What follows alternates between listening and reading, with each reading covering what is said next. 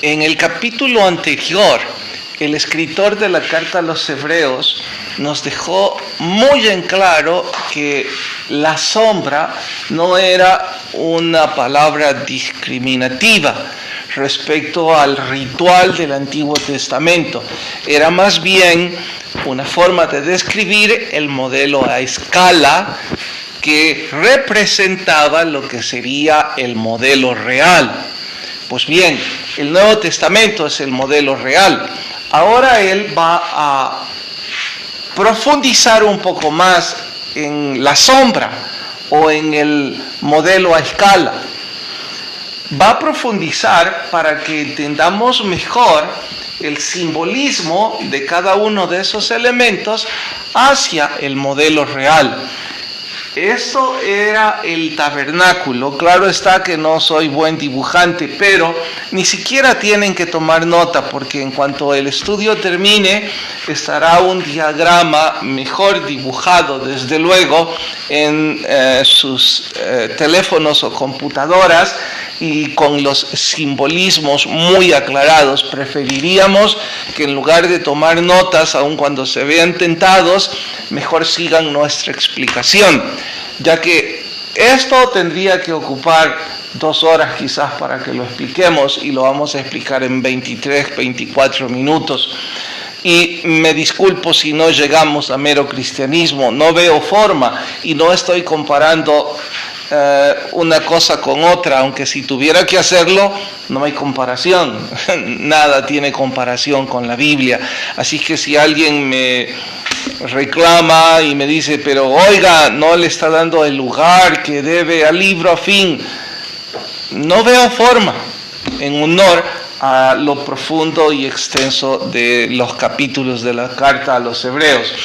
Se divide el tabernáculo en 3 partes: el atrio, que es algo así como la entrada, el lugar santo, que era prácticamente el primer sitio, aunque el primero sería atrio, pero atrio, como es la antesala, la entrada, el lobby, pues yo quiero dejarlo para que se entienda más fácil que estos 2 lugares, en honor a las preguntas de la guía, este es el primero y este es el segundo.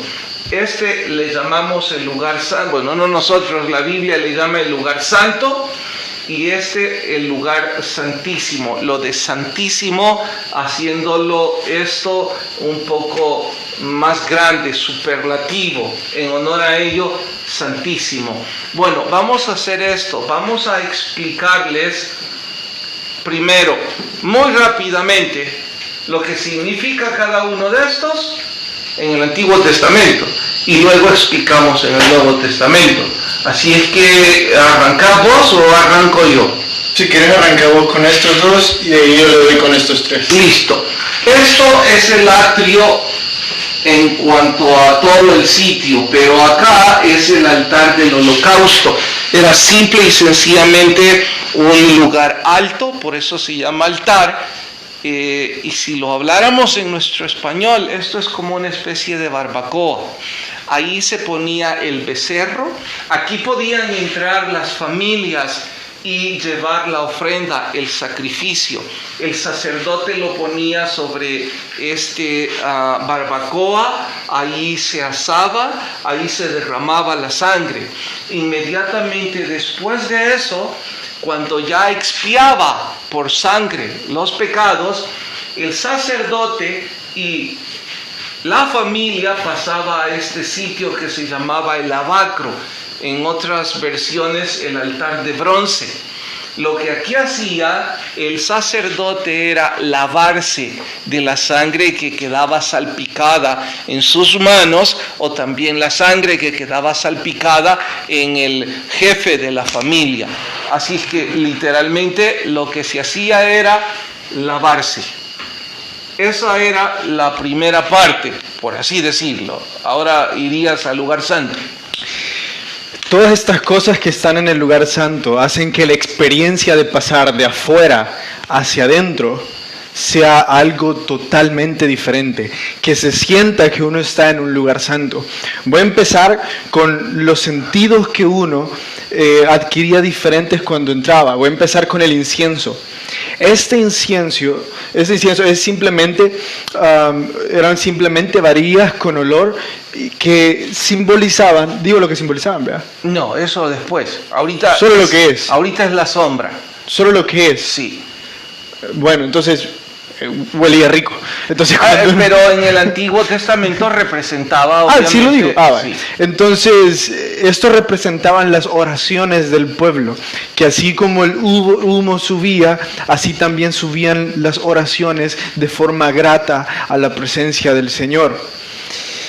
Entonces, cuando uno entraba al lugar santo y respiraba, uno sentía un aroma diferente. Venía lleno de sangre, de olor a muerte, y entraba al lugar apartado para Dios y sentía algo totalmente diferente. Ahora, era un cuarto totalmente cerrado. Se necesitaba luz. El candelero fungía como luz. El candelero estaba formado por 7 brazos, 3 a los lados y 1 en medio. Entonces es importante ver que el candelero servía como guía para llegar desde el patio hasta el lugar santísimo. Sin la luz que proveía el candelabro de 7 brazos, era muy difícil llegar hasta ahí. Y simbolizaba en el Antiguo Testamento además de la luz del Señor, sí, representaba también los 7 espíritus de Dios. Y el número 7, que es importante en todo el Antiguo Testamento, los 7 días de la semana, los 7 colores del arco iris, y en fin, el número 7 era el número perfecto. Porque aún no vamos a... No. Y el pan significaba la provisión de Dios. Entonces este pan estaba apartado especialmente para sacerdotes. Se le llamaba el pan de la preposición porque era especialmente para sacerdotes y nadie más lo podía comer. Era lo que había sido apartado para ellos. Sé que yo no soy buen dibujante, pero si hacen cuenta son 12 y representaba las 12 tribus de Israel. La provisión hacia las 12 tribus de Israel. Una vez el lugar santo entraba al lugar santísimo, aquí solo podía entrar el sacerdote, los sacerdotes, pero al lugar santísimo entraba solamente y una vez al año el sumo sacerdote, que había de frontera aquí un velo, el mismo velo que ustedes habrán escuchado o leído en los evangelios, que se rompió en 2, de arriba a abajo. Cuando nuestro Señor Jesucristo murió en la cruz del Calvario, se rompió y dio acceso a todo mundo a esta área que antes era de exclusividad para el sumo sacerdote una vez al año. ¿Qué había en este sitio? Aquí estaba el arca del pacto, la misma que hemos estado estudiando en el libro de Crónicas, que David quiso entrar a Jerusalén. De hecho, esta arca del pacto es la que le da vida a el tabernáculo. Noten, no son la misma cosa, tabernáculo con arca del pacto. Tabernáculo se traduce como tienda de campaña y era el edificio en donde estaba el arca del pacto. El arca del pacto, ¿por qué estaba en un lugar especial llamado Santísimo y por qué solo una vez al año? Bueno, porque aquí solo entraba el sumo sacerdote y él mismo antes de entrar tendría que ofrecer sacrificios por sus pecados y luego por los del pueblo en el día de la expiación. ¿Saben? Si el sumo sacerdote entraba aquí sin haber confesado sus pecados, moría. Por eso es que habrán visto en la religión católica que hacen una especie de analogía, unas campanas en las vestiduras de los sacerdotes con incienso, y esas campanas como amarradas a sus piernas.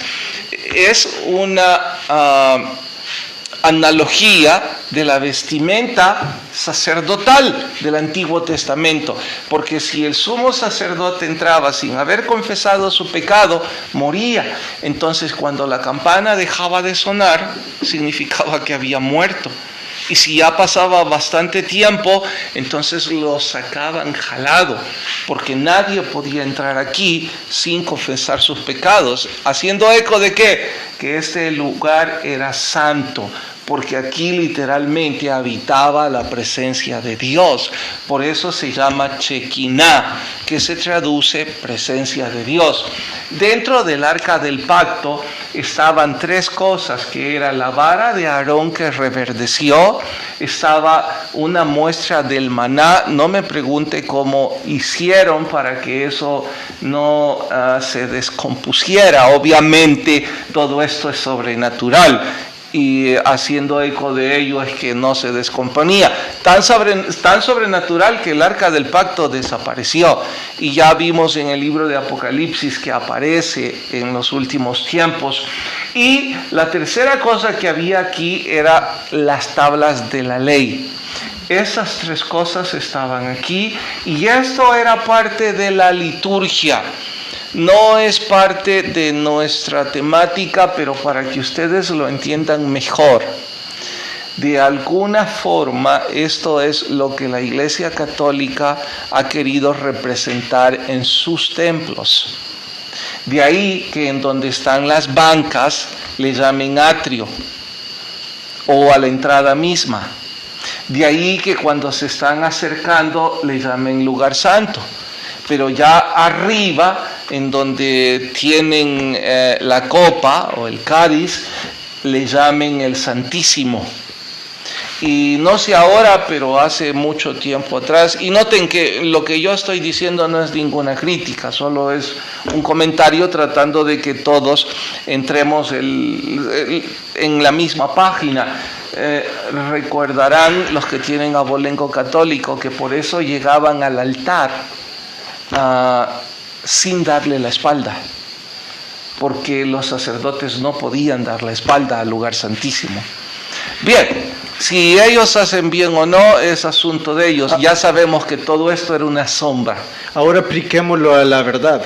Y yo pienso que una forma fácil de que sí, la verdad es una buena a forma. Lo real.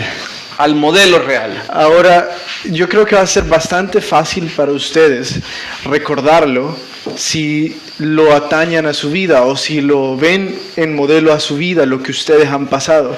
Entonces recordemos cómo empezó la vida como cristianos de ustedes. Recordemos qué es lo primero que un cristiano hace. Preguntémosles. ¿Qué hace? ¿Cómo inician su vida como cristiano? Aceptando a Cristo en nuestra vida. Entonces, ¿qué es lo que estamos aceptando? Aceptamos el sacrificio de Cristo, ¿verdad? Ahora, ¿qué significa? Entonces, ahora hoy decí, ¿qué significa? Aceptar a Cristo. El segundo, una vez ya han recibido a Cristo como su personal Salvador. Perdón, creí que vos lo ibas a decir. Entonces, como aquí se sacrificaba el cordero que iba a pagar los pecados de una persona, esto simboliza que Cristo un día iba a pagar de una vez y para siempre nuestros pecados y los del mundo. Dale. Una vez hemos recibido a Cristo, ¿cuál es el segundo paso en nuestra madurez cristiana? El bautismo en agua, que es el lavacro. Entonces, esto es el bautismo en agua.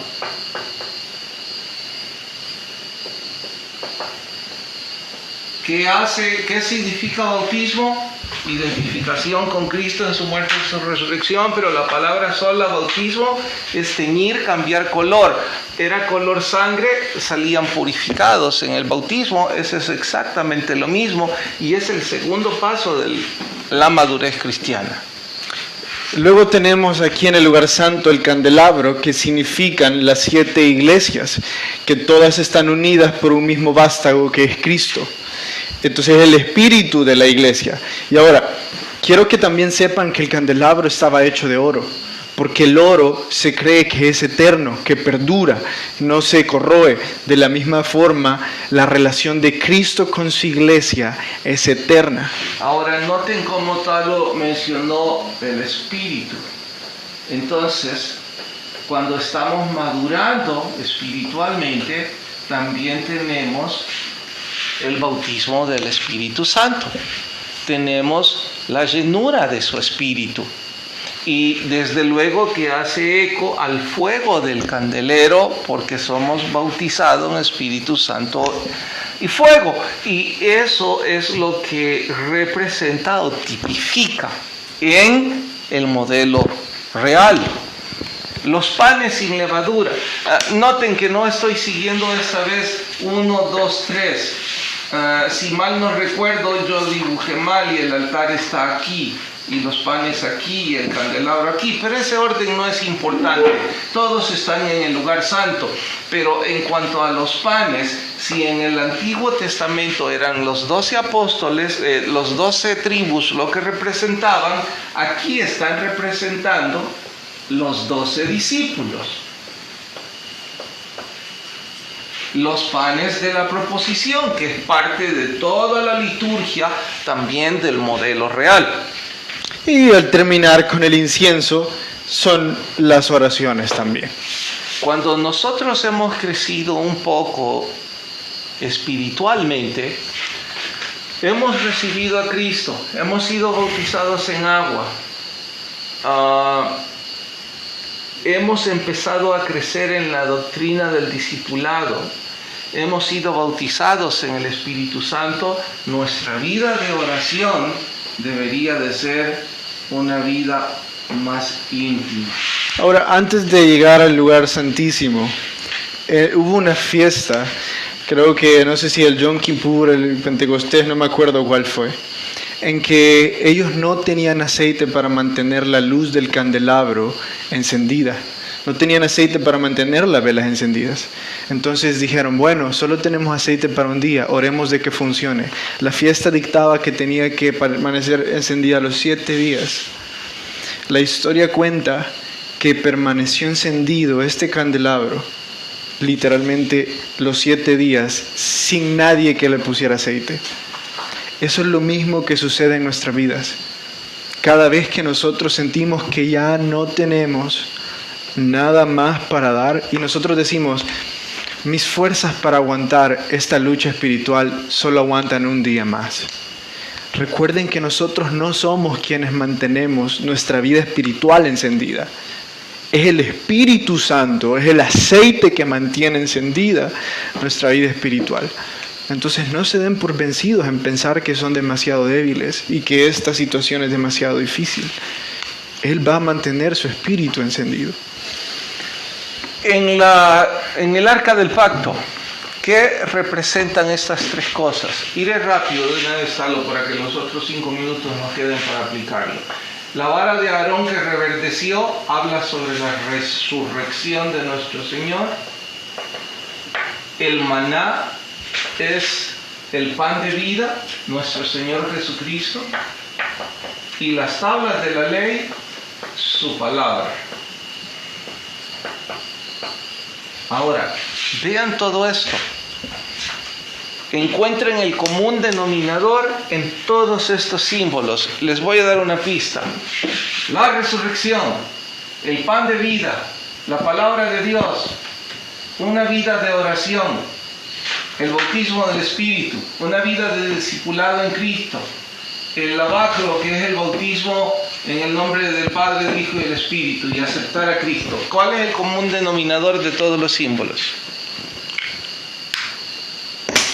Todo es para tener una relación con Dios. Dijo Calero, todo es para tener una relación con Dios. Está cerca, pero no lo dijiste.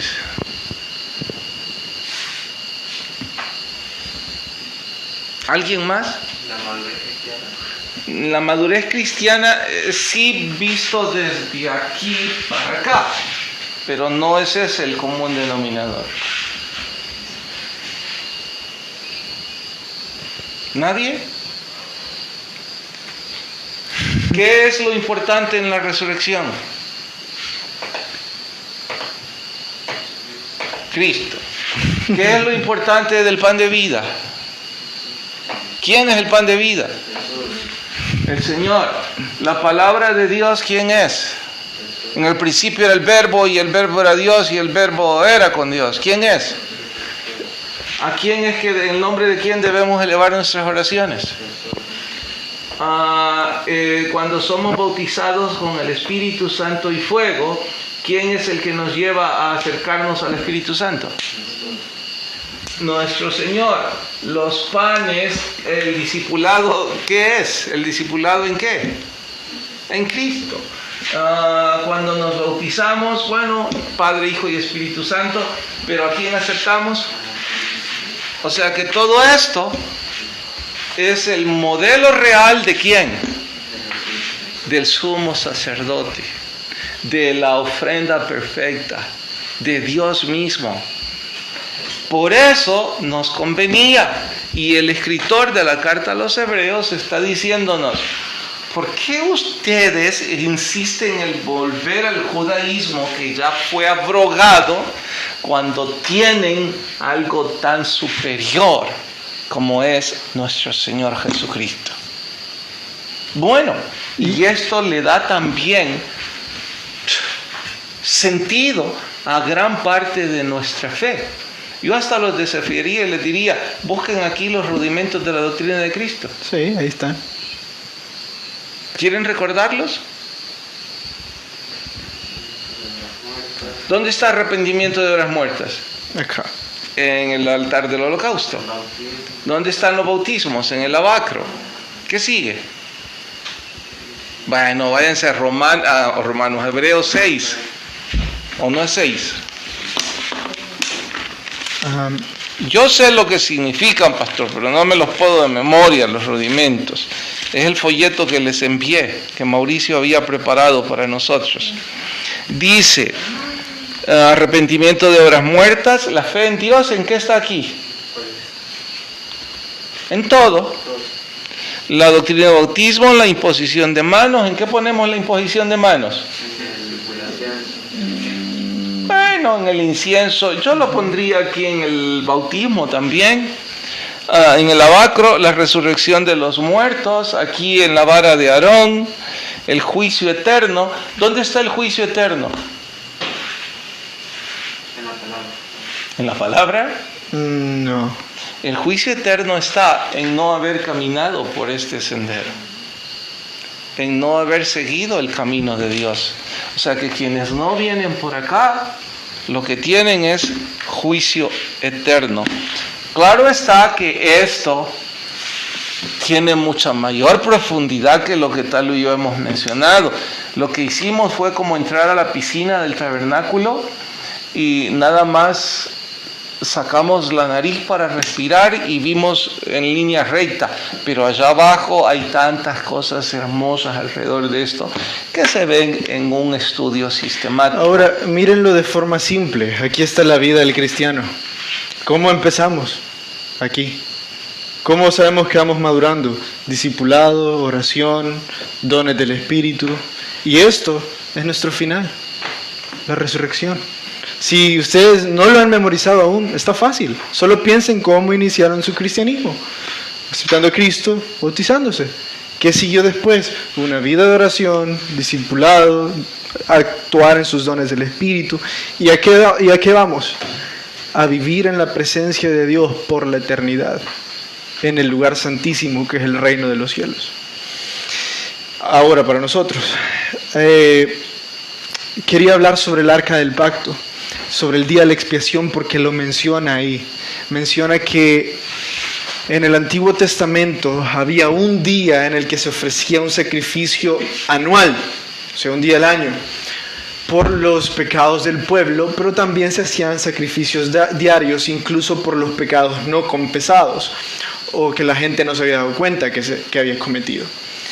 Entonces, cuando ese día de la expiación llegaba, hacían algo curioso con el arca del pacto. Rociaban ahí la sangre del sacrificio para cubrir, hasta cubrir las tablas de la ley. No lo llenaban, sino que lo Rociaban. lo rociaban para cubrir las tablas de la ley, para cubrir entonces la ley.